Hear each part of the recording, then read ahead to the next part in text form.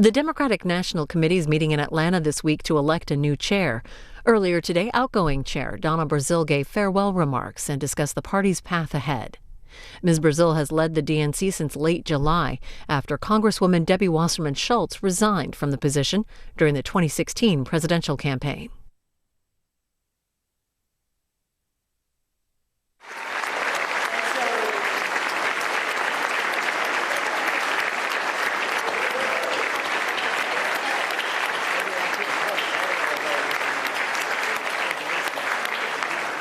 I want to thank Hillary. I want to thank all of you. And before I bring forward two great leaders of our party, I want to just once again remind you that the resolutions are available electronically, but we are also in the process of making copies.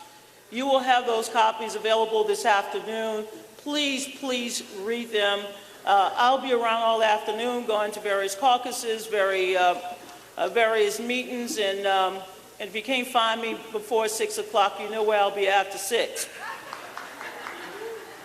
Now, the gentleman from Hawaii raised an issue. And before I bring on the chair and co-chair of the Unity Commission, let me address his concerns.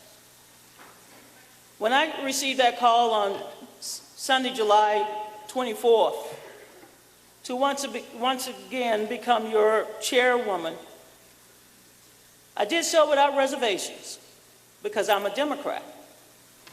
I dropped everything I could possibly drop out of my life. My jobs, my income, my vacation, my time away.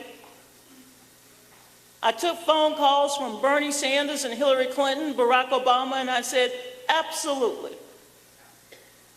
There would not be a Donna Brazil had it not been for the leaders of this party, starting with John F. Kennedy and Lyndon Baines Johnson.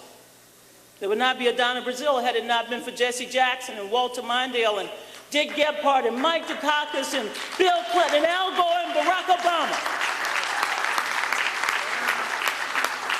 I fought over the years with Hillary Clinton when she first started the Children's Defense Fund. And yes, I marched with and registered new voters with Bernie Sanders. And so my first obligation as the party chair was to make sure that I went into that building to conduct the most exhaustive review of our party.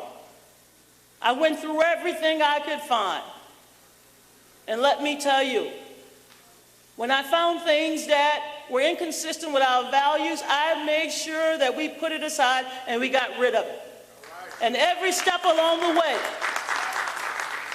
I would call Bernie, I would call Hillary, and I would report back to them.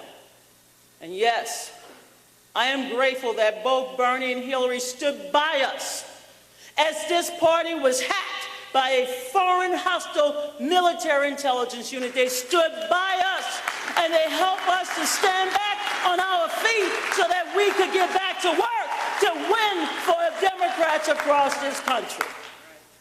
And so when it comes to the staff of the Democratic Party, I will stand by them. Amen. They are the best and the brightest, the hardest working, the most dedicated, and let me say this, the most courageous people I know. I know people who had to march and then came home bleeding. I know people who found their family members hanging from trees. I have lived long enough growing up in this South to see blood on the hands of those who tried to get people to register, and yet I watched for the last 7 months people who came to work after their lives were threatened, after they had to deal with bomb threats, after they had to deal with people who wanted to murder them. They came to work for you. They didn't back down, and I will never back down from them.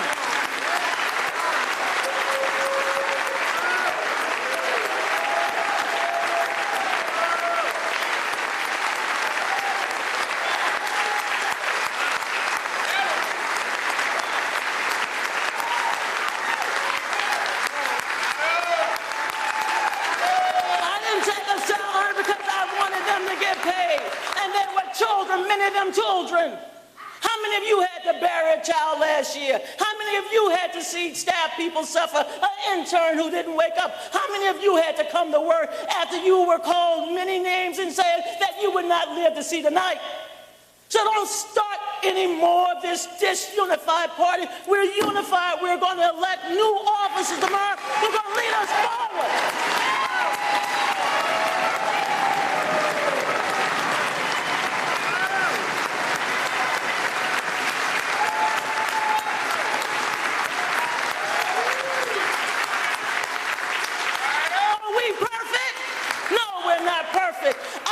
Into a party that had winner take all. I came into a party that had a higher threshold. I came into a party that still had doors locked. But we opened those doors. We made it a stronger party, a more wholesome party. We are the people's party, and because we are the people's party, we're going to become stronger together, and our Unity Commission will work with us to fix all of the problems that we saw in our primary. We're going to move forward, ladies and gentlemen. This is a party that will allow a daughter of a maid and a janitor to become the chair of the party. This is the party of the future, the Democratic Party, and we are going to lead it, and we're going to lead it together. So join me now in bringing forward the chair and co-chair of the Unity Reform Commission.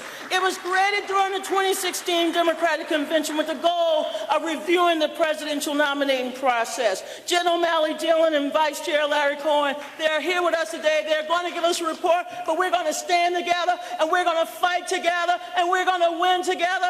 And we're not afraid of Donald Trump. We're not afraid of the opposition, because we're going to unify, come together, and we're going to kick some ass in 2017 and get a